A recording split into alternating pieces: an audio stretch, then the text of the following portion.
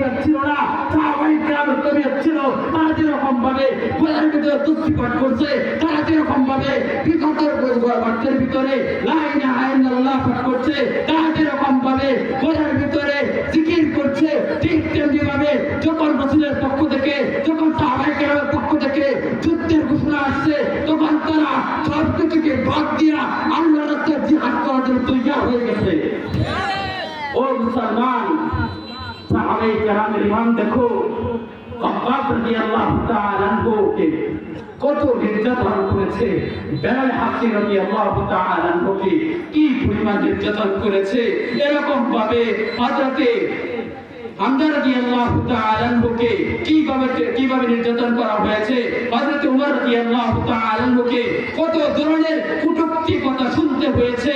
তারপরেও তারা হাসবিয়াল্লাহু লা ইলাহা ইল্লাল্লাহ এই কথা